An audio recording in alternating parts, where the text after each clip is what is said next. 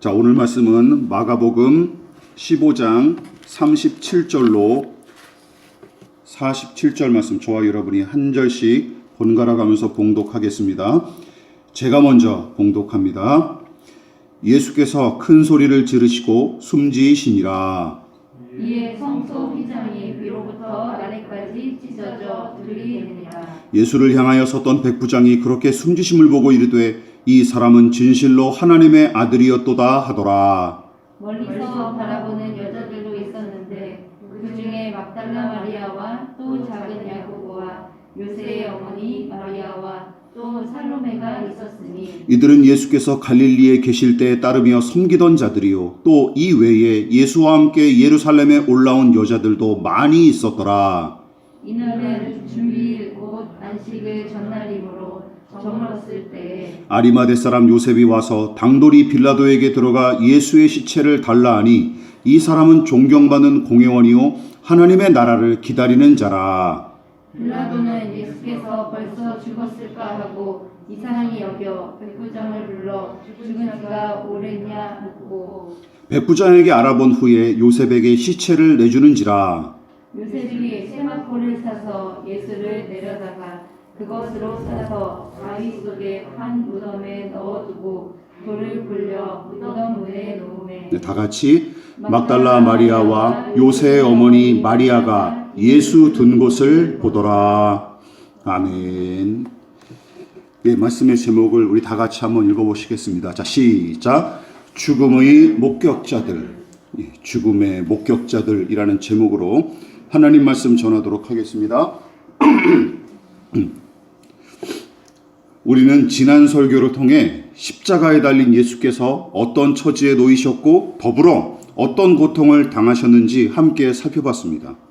특히 이 복음서의 저자인 마가가 가상칠언 내용 중 엘리 라마 사박다니하고 부르짖은 내용만 기록한 이유를 추적했고 그것은 바로 아버지께 버림받으신 예수님, 아들을 버리신 하나님을 의도적으로 드러내기 위해서라고 지적했습니다. 아버지 하나님은 인간의 모든 죄악과 저주를 대신 짊어지고 마침내 죄악 덩어리가 되신 아들을 향해 당신의 얼굴을 가리고 등을 돌리십니다. 죄인에게 쏟아져야 할 저주와 심판이 바로 그것이죠. 죄의 더러움과 무거움을 온전히 느끼는 일만 해도 예수님의 전 인격을 박살낼 만큼 엄청난 고통인데 거기 더하여 성부 하나님으로부터 외면당하시고 완전히 버려지는 일은 아버지와 늘 함께 하셨던 예수님한테는 지옥의 심판 그 자체였습니다. 즉 십자가에 달린 예수께 임한 그 영적인 고통은 누구도 겪어본 적이 없을 뿐더러 아무나 감당할 수 있는 고통도 아니죠. 만물을 지으시고 만사를 주관하시며 완전한 사랑으로 서로 연합하신 삼위일체 하나님께서 당신의 영원한 시간 속에 단 한 번 분리와 부재의 고통을 함께 겪으신 유일무이한 사건입니다. 또 지옥의 고통이 무엇인지 선명하게 보여준 사건이 바로 그리스도의 십자가입니다. 지난주에 말씀드렸었죠. 지옥이란 무엇입니까? 예수께서 십자가에 달려 겪으신 바로 그 일이 지옥이에요. 뭐라고요? 하나님과 분리되고 단절된 상태. 그것이 바로 이미 심판을 받은 상태고 거기가 바로 지옥의 한복판인 셈입니다. 그러나 지금 본문에 기록된 골고다 처형장의 현실은 참혹하기 그지없었고 그 은혜가 십자가를 통해 이루어졌다는 사실을 아는 사람도 없었습니다. 예수께서 큰 소리를 지르고 숨지셨을 때 종교 지도자들을 비롯한 대적들은 쾌제를 부르며 하나님께 감사기도하지 않았을까요? 유대 종교 지도자들은 말이죠. 예? 또한 로마 군인들은 늘 해오던 대로 죄수의 시신과 처형장을 정리하느라 무덤덤하게 움직였을 테고 죄수들의 처형을 지켜보던 구경꾼들은 잔혹한 쇼가 끝나자마자 다음 쇼를 기대하며 집으로 돌아갔을 것 같습니다. 이처럼 십자가 아래서도 다양한 인간 군상의 면모를 엿볼 수 있습니다. 그런데 여기에 한 부류의 사람들이 더 등장합니다. 그들은 다른 사람들과 다르게 예수님의 죽음을 전혀 달가워하지 않았고 무덤덤하게 지나칠 수 없었어요. 오히려 노골적으로 슬퍼했을 뿐만 아니라 극형을 받고 죽은 이 죄수를 옹호하는 사람도 등장합니다. 그들이 누구죠? 바로 예수님의 최후를 지켜보다가 이 사람은 진실로 하나님의 아들이었다 하고 고백한 로마 군대의 백부장이었습니다. 또 예수께서 갈릴리에 계실 때부터 최후의 순간까지 따랐던 여인들이 등장하는데 특히 막달라 마리아와 요새의 어머니 마리아와 살로메가 바로 그들이죠. 마지막으로 빌라도에게 예수님의 시신을 내어달라고 용감히 요청한 뒤 그 시신을 염하여 무덤에 고이 안장시킨 아리마대 사람 요셉이라는 사람이 등장합니다. 마가는 다른 복음서와 마찬가지로 이들의 이야기를 중요하게 여겨서 기록했고 더 나아가 그들의 이름까지 언급한 것은 독자들이 그들과 그들의 이야기를 기억하고 되새겨보게끔 의도한 게 틀림없어요. 무엇보다 저는 본문을 읽으면서 와닿았던 게 있습니다. 이들이 바로 예수 죽음의 목격자들이자 죽음의 증인들이란 사실이죠. 그동안 교회는 부활 사건과 그 목격자에 관한 내용을 주로 다뤘고 십자가에서 돌아가신 예수를 목격한 증인들에 대해서는 그다지 큰 관심을 두지 않았습니다. 아, 이런 사람들이 있었구나, 훌륭하네 하고 그치고 말았죠. 그러나 예수의 죽음과 그 직후에 일어난 일들, 그리고 주께서 돌아가신 일과 무덤에 장사 지낸 일을 기록한 내용이 부활 사건에 관한 이야기 못지않게 상세하게 기록됐을 뿐만 아니라 모든 복음서가 이 내용을 비중 있게 다뤘다는 사실을 우리는 지나쳐서는 안 됩니다. 그렇다면 이 백부장과 여인들, 특히 막달라 마리아와 요새 어머니 마리아와 살로메, 그리고 아리마대 사람 요셉의 이야기를 마가가 굳이 삽입한 이유는 무엇이었을까요? 저는 그 이유를 대략 3가지로 정리합니다. 같이 읽어보겠습니다. 시작. 예수의 역사적 죽음을 목격한 사람들. 바로 이 사람들은 이것을 위해서 등장합니다. 마가복음을 비롯한 모든 복음서가 예수께서 십자가에 달려 처형당하는 과정은 물론이고 그 직후의 일을 등장인물들의 이름까지 언급해가면서 꽤 구체적으로 기록했다는 점을 우리는 주목해야 됩니다. 물론 부활에 관한 기록도 마찬가지죠. 자, 여러분, 이것이 의미하는 바가 무엇일까요? 우선 예수님의 모든 생애, 그 중에서도 주님의 고난과 죽음, 다시 살아나신 부활의 사건이 인류 역사의 시간과 공간 속에서 실제로 일어났다는 일임을 피력하기 위해서입니다. 이렇게 좀 표현하자면 역사적 사실로서 신빙성을 확보하기 위해 이 사람들을 등장시킨 것이죠. 여러분, 소소해 보이는 등장인물들의 이름까지 언급한 것은 바로 그 이유 때문입니다. 다른 말로 복음서의 저자들은 예수의 죽음과 부활이 신화나 전설처럼 지어낸 이야기로 비치지 않기를 바랬던 게 틀림없어요. 물론 어떤 사람들은 이렇게 얘기하죠. 예수의 죽음과 부활이 실제로 일어난 일이 아닐지라도 우리는 상관없다. 거기에 담긴 의미와 정신이 중요하고 그것이야말로 기독교 신앙의 핵심이다 라고 주장하는 신학자들과 목회자들도 적지 않습니다. 그러나 그 주장대로라면 삼위 하나님의 존재 자체는 물론이고 그분의 창조와 인간의 타락, 그리고 죄인을 대신한 예수 그리스도의 십자가 죽음과 그 효력 등은 허무맹랑한 이야기나 무의미한 이론으로 전락할 수밖에 없습니다. 기독교는 관념적인 종교로 전락하게 되는 것이죠. 그러면 게다가 그런 주장과 이론은 이미 교회 공동체가 세워질 때부터 존재했었고 마가를 비롯한 복음서의 저자들은 거기에 반박하고 대처하며 구주와 하나님이신 예수를 가르치고 전하기 위해 이 복음서들을 집필한 것입니다. 어떤 저자는 복음서 말미에 집필 의도를 직접 언급하기도 했는데 그가 바로 예수님의 직계 제자인 사도 요한이죠. 사도 요한이 뭐라고 기록했습니까? 자, 시작. 이 일들을 증언하고 이 일들을 기록한 제자가 이 사람이라. 우리는 그의 증언이 참된 줄 아노라. 예수께서 행하신 일이 이 외에도 많으니 만일 낱낱이 기록된다면 이 세상이라도 이 기록된 책을 두기에 부족할 줄 아노라. 여기서 언급한 제자는 바로 요한 자신을 가리키고 또 우리는 요한을 통해 예수님의 생애를 배웠던 그의 제자들을 비롯한 당시 교회의 신자들을 가리키는 것입니다. 당시 교회는 예수님의 생애와 죽음 그리고 부활을 실제로 일어난 일로 인정하고 믿었으며 주님의 행적을 일일이 다 기록하기 어려울 정도라는 말도 바로 그 사실을 방증하는 것이죠. 이 말인즉슨 예수의 생애가 허구가 아닌 역사적 사실임을 뒷받침하는 증거가 당시에 허다했다라는 것입니다. 게다가 본문에 소개된 목격자들의 면면이 참 다양하죠. 여러분, 애초부터 주님을 따랐던 여인들은 제외하더라도 로마 군대의 백부장과 공회원인 아리마대의 요셉은 의외의 인물입니다. 여러분, 두 사람의 소속이 어디입니까? 한 사람은 예수를 처형하는 일을 주도했던 집단에 속했고, 다른 사람은 예수의 처형을 직접 집행했던 집단에서도 우두머리입니다. 그러므로 두 사람의 등장은 십자가 죽음의 역사적 사실을 방증하는 강력한 증거가 되는 것이죠. 기억하십시오. 예수의 부활은 역사적 사실입니다 하고 외치는 것만큼 예수의 죽음은 역사적 사실입니다 하는 외침도 중요합니다. 믿으십니까? 이것도 중요해요.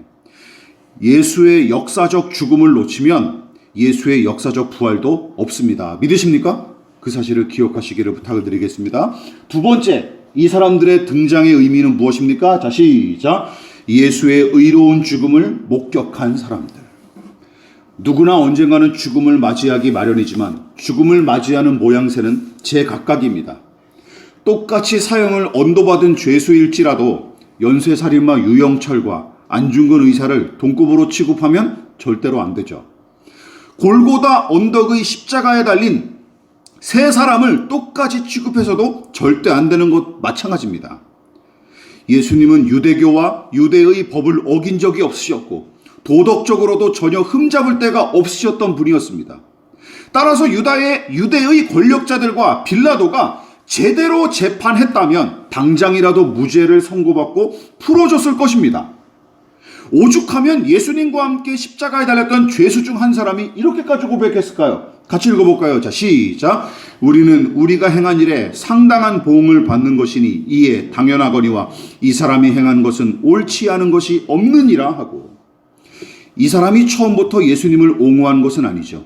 함께 십자가에 매달렸을 때는 처음에 두 사람이 어떻게 했다고요? 같이 예수님을 욕했다고 기록하지 않습니까? 그러나 그는 십자가에 달려서 얼마 지나지 않아 주님의 의로움과 신성함을 깨닫게 되었고, 더 나아가 그분께 자비를 구하며 주의 나라에 들어가기를 빌게 됩니다. 그리고 마침내 예수님은 그 강도를 향해 낙원을 허락하시죠. 낙원을 약속하십니다. 무엇보다 자신이 저지른 죄악은 정직하게 인정하되 예수님을 옳으신 분으로 고백한 것을 보십시오.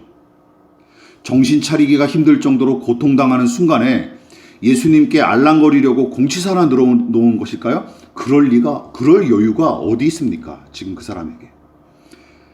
따라서 진실한 고백이 아닐 수가 없는 것입니다. 또한 백부장의 말도 예수님의 의로움과 거룩함을 방증하는데 누가복음은 그의 고백을 본문과는 조금 다르게 표현했습니다. 누가복음 읽어볼게요. 시작. 백부장이 그 된 일을 보고 하나님께 영광을 돌려 이르되 이 사람은 정녕 의인이었도다.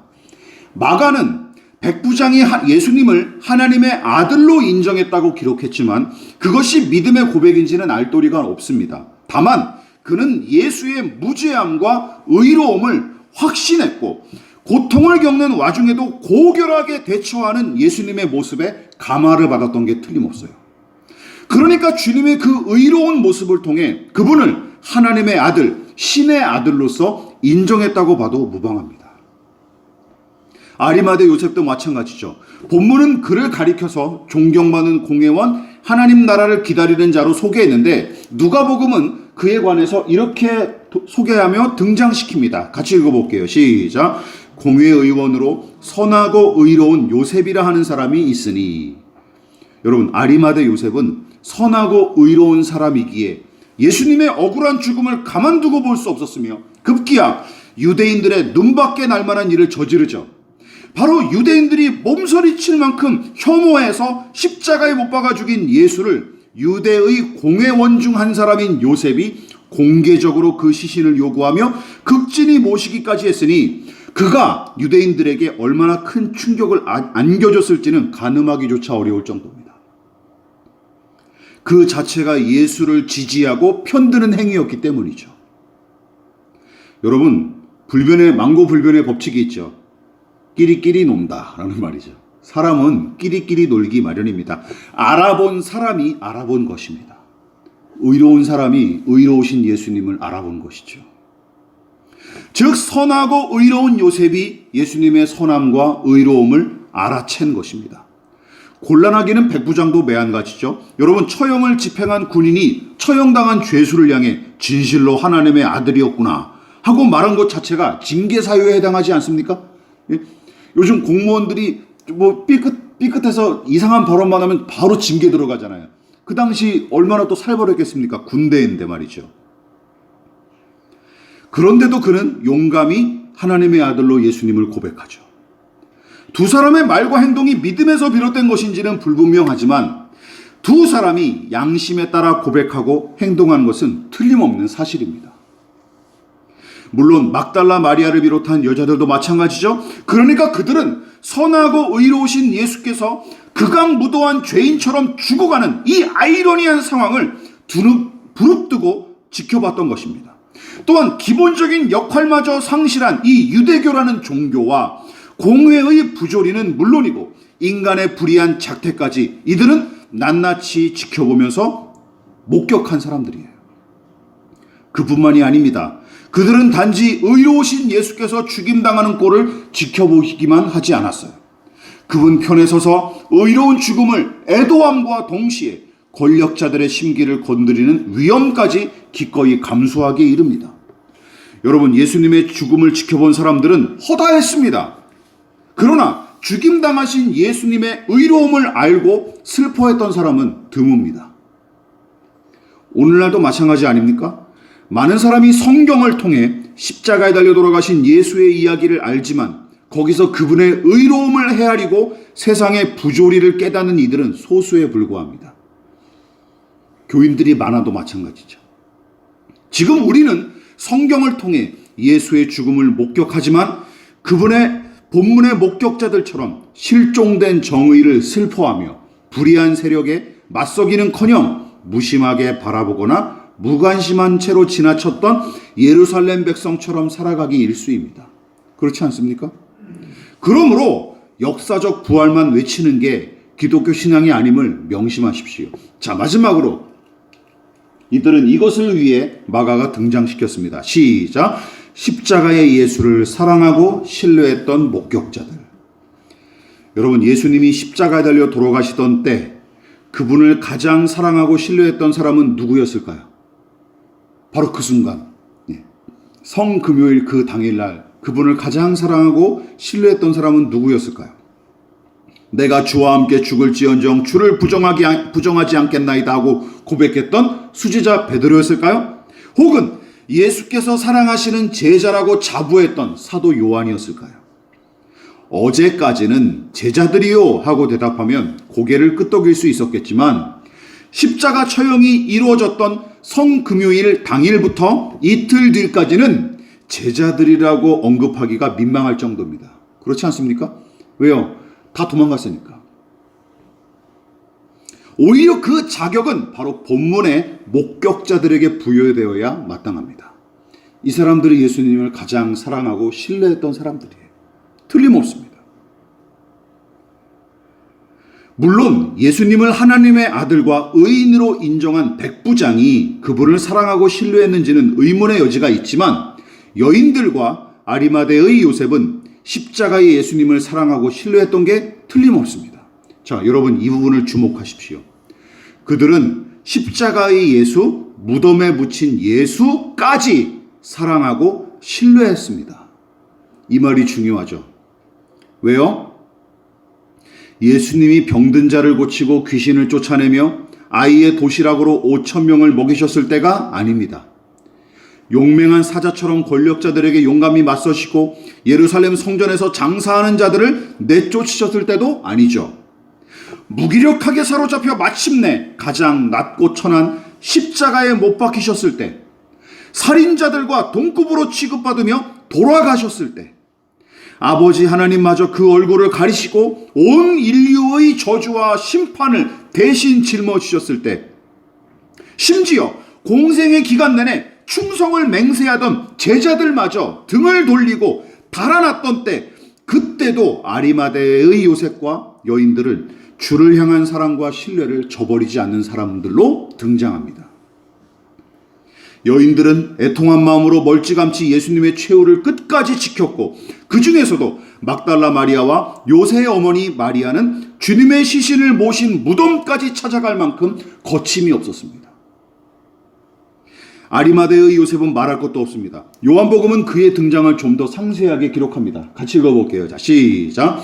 아리마대 사람 요셉은 예수의 제자이나 유대인이 두려워 그것을 숨기더니 이 일 후에 빌라도에게 예수의 시체를 가져가기를 구하매 빌라도가 허락하는지라 이에 가서 예수의 시체를 가져가니라. 요한복음은 그를 예수의 제자였으나 유대인이 두려워서 그 정체를 숨겼던 인물로 표현합니다. 그러니까 예수께서 십자가에 달려 고통당하실 때까지는 다른 제자들과 다를 바 없이 제자의 정체를 숨기고 있었으나 마침내 숨지시고 모든 처형 절차가 마무리된 뒤에는 용감하게 신앙과 양심을 따르기로 하고 시신을 내어달라며 요구하기에 이른 것이죠. 예수님의 숨이 끊어지고 드디어 십자가 아래로 내려지시자 이 제자가 드디어 아리마대 요셉이 정신을 차렸던 것 같습니다. 이들은 분명히 예수의 죽음을 목격한 역사의 산 증인입니다. 그러나 이들을 역사의 증인만으로 한정해서는 안 돼요. 그들은 예수의 의로움을 확인함과 동시에 세상의 추악함을 똑똑히 지켜본 목격자들입니다. 더 나아가 예수께서 십자가에 달려 고통당하시고 싸늘한 죽음이 되어 무덤에 묻히실 때도 그분을 향한 사랑과 신뢰를 포기하지 않았던 특별한 목격자들이죠. 무엇보다 이 모든 이야기가, 기억하십시오, 예수의 부활이 일어나기 전에 일어난 일이라는 사실을 주목하십시다. 기억하십시오. 부활의 예수님은 오로지 제자들만 목격했고 예수님도 제자들이 있는 곳만 나타나셨어요. 믿지 않는 자들에게는 나타나지 않으셨습니다. 그렇죠? 그게 성경의 증거예요. 게다가 제자들은 부활하신 예수님을 찾아다니지도 않았어요. 처음 부르셨을 때처럼 예수님이 먼저 그들을 찾아가십니다. 여러분, 이거 얼마나 놀라운 은혜입니까? 저 같으면 마음 상해서 안 찾아갔을 것 같아요. 내가 다른 제자를 세우고 말지 이런 배신자들을 내가 다시는 제자로 들이지 않겠다. 저 같은 성질머리는 그랬을 거예요. 그러나 예수님은 부활하셨음에도 다시 그들을 찾아가시죠. 먼저 찾아가시죠. 가늠하기조차 어려울 만큼 크고 깊은 하나님의 은혜가 바로 부활 사건을 통해서도 여실히 드러납니다. 그러나 정작 주께서 그들을 필요로 하셨을 때, 그러니까 사로잡히시고 십자가에 못 박혀 옴짝달싹 못하셨을 때, 심지어 아버지한테까지 철저하게 버려지고 엄청난 고독의 무게에 짓눌려 계셨을 때 제자들이란 작자는 놀란 토끼처럼 잽싸게 달아나거나 두더지처럼 숨어버렸습니다. 그렇지 않습니까? 복음서의 저자인 마가와 누가는 제외하더라도 직계 제자였던 마태와 요한은 이 부분을 기록하다가 얼굴이 벌겋게 달아올랐을 것 같아요. 야, 우리가 그랬었지. 미쳤었구나. 세리 마태와 사도 요한은 그러지 않았겠습니까? 예? 이 추악한 자신들의 이 부끄러운 기억을 기록하면서 얼마나 얼굴이 달아올랐을까요? 창피해서. 그래서 이 죽음의 목격자들은 누구보다 더 칭찬받아야 마땅합니다. 저는 부활의 목격자들, 특별히 직계 제자들보다 이 사람들이 더 박수를 받아야 마땅하다고 생각합니다. 몇 주 동안 이 본문의 백부장과 여인들, 그리고 아리마대의 요셉, 이 사람들을 묵상하다가 문득 의문이 떠올랐습니다. 마지막으로 이거예요. 왜 이들이 초대교회의 주역으로 사도행전에 등장하지 않았을까? 사도행전에 이 사람들에 대한 기록이 싹 없습니다. 아리마대 요셉 들어본 적 있으시나요? 사도행전이나 바울의 서신이나 요한의 서신에 등장하지 않습니다. 막달라 마리아는요? 어디 갔습니까? 그렇지 않습니까? 살로메는, 아리마대 요셉은 또 어디 갔을까요? 여러분 어떻게 생각하십니까? 왜 이 사람들 더는 등장하지 않았을까요? 막달라 마리아와 요셉의 어머니 마리아, 살로메, 그리고 아리마대의 요셉은 복음서를 제외하고 이후에 신약 성경에 언급조차 없습니다. 도대체 무슨 일인가요? 두 가지로 추측해 볼 수 있습니다. 저는 이게 확실하다고 생각합니다. 우선 예수께서 죽어가실 때 비겁하게 달아나고 숨어있던 자들이 부활하신 예수를 만나 다시금 제자의 자격을 회복하고 교회의 지도자로서 헌신했을 때 이 죽음의 목격자들은 그 광경을 눈꼴 사납게 여기지 않고 겸손히 자신에게 맡겨진 본분에 충성했던 게 틀림없습니다. 믿으십니까? 이것이었어요. 한 가지 가능성. 그럼 두 번째 어떤 것이었을까요? 어쩌면 예수님처럼 유대인들과 권력자들에게 눈에 가시처럼 여겨져 진즉에 사로잡히거나 목숨을 잃었는지도 모릅니다. 그러지 않았을까요? 그럴 가능성이 크지 않았을까요? 이 두 가지. 그냥 서포트해주는 사도들을 서포트해주는 역할로 만족하고 감사하면서 주의 복음을 열심히 전했거나 아니면 튀어나온 못이었으니까 예수님처럼 일찍 죽임당했을지도 모릅니다. 그렇지 않습니까? 두 가지 가능성이 가장 커요. 어쨌든 이 복음서의 저자인 마가는 그들을 통해 예수님을 사랑하고 신뢰하는 것이 무엇인지 우리에게 넌지시 알려주는 것입니다. 여러분 다시 한번 강조합니다. 부활 이전에 십자가에 달려 죽어가시고 무덤에 싸늘한 시신이 되어신 예수님까지 이들은 사랑하고 신뢰했던 사람들입니다. 부활 이전에 죽음이 있고 죽음 이후에 부활이 있는 것입니다. 믿으십니까? 그래서 예수님의 죽음과 이 시간들, 바로 성금요일과 부활절인 오늘 이 사이 3일 동안의 이 시간들을 우리는 또 깊이 묵상해야 될 줄 믿습니다.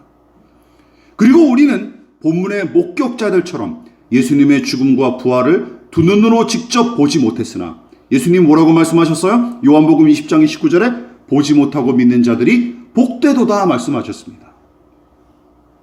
무엇보다 이제 우리는 성경과 성령을 통해 예수님의 죽음과 부활을 목격하게 됩니다.